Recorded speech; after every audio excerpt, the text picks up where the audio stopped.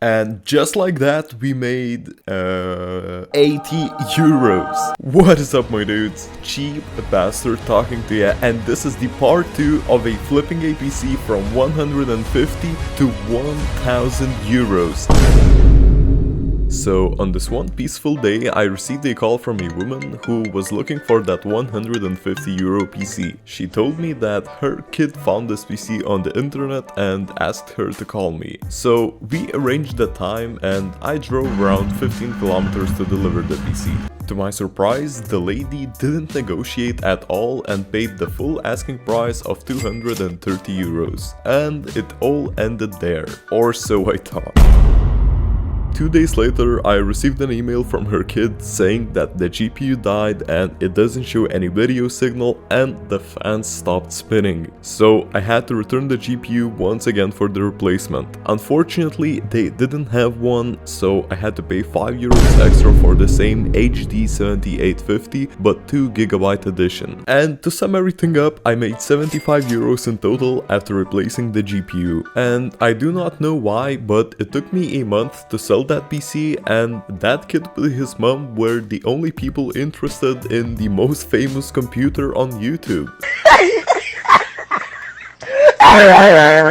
Jokes aside, I didn't have the computer anymore, but I got the money.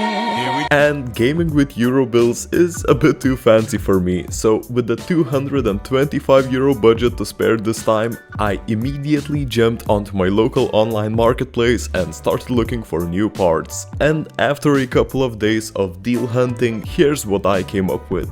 This Gigabyte B85M D3B motherboard i5 4460S and a cooler combo for 70 euros. The seller didn't want to include the cooler at first, but I convinced him to give me one or he ain't getting that motherboard sold. So he attached this super weird thing on top. I'm not complaining though. As for the RAM, I managed to get a set of 16GB non-registered RAM sticks from an unknown brand with LPDA memory chips for 30 euros. A lot of people do not know that non-registered ECC RAM works with regular CPUs, so that's why I managed to get them so cheap.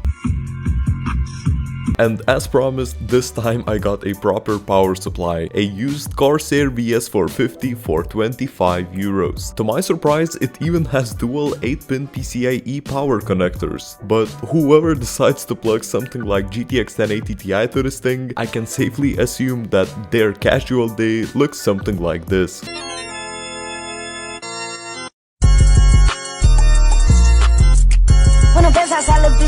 The GPU I managed to find for the build was this dusty Asus GeForce GTX 960 2GB for 70 euros. At least it is a Strix OC edition, so I think it will be a great selling point later on.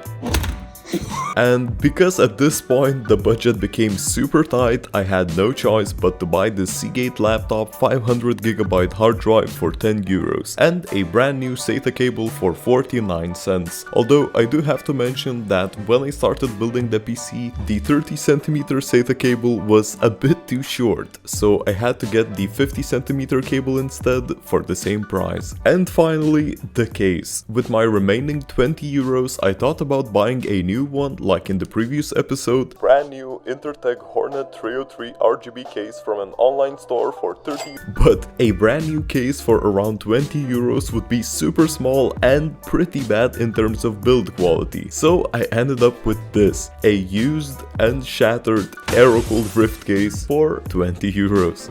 Go mentally deranged, yeah? Go brainless, yeah? And with all of the prices added up, I spent 225.49. Although I went over a budget by 49 cents, in my previous episode I managed to get under the budget slightly, so I hope that you won't be mean to me. Please, I beg you!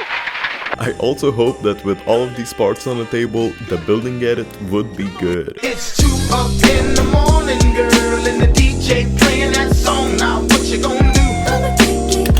What you gonna do? It's 2 up in the morning, girl, and the DJ playing that song. Now what you gonna do? What you gonna do?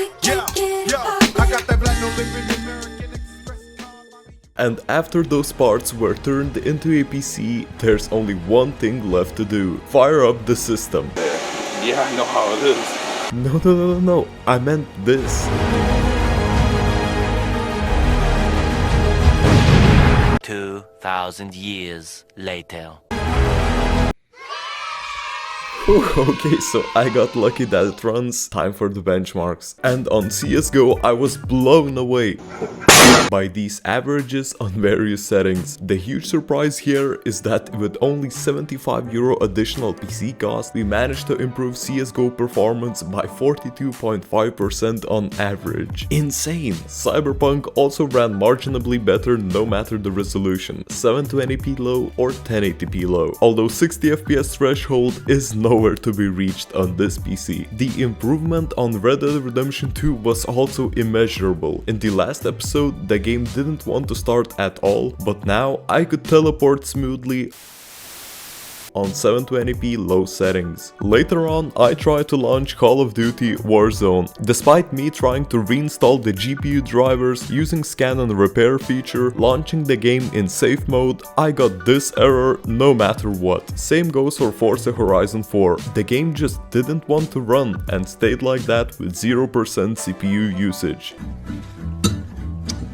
Thanks, Obama. Although I'm pretty sure it was not the hardware problem. For those benchmarks, I used my daily SSD from another computer, and I would have used that 500GB hard drive to download and test all of the games, but I had already received a call from a person interested in buying this PC, and we arranged to meet in an hour at the time of benchmarking, so I was very limited in terms of time to weed out Windows issues. And that's basically it for the second part. We made €75 on the PC flip and built a system that performs almost twice as good. Subscribe to play bowling in real life.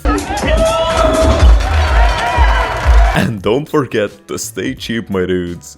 Cheap bastard out.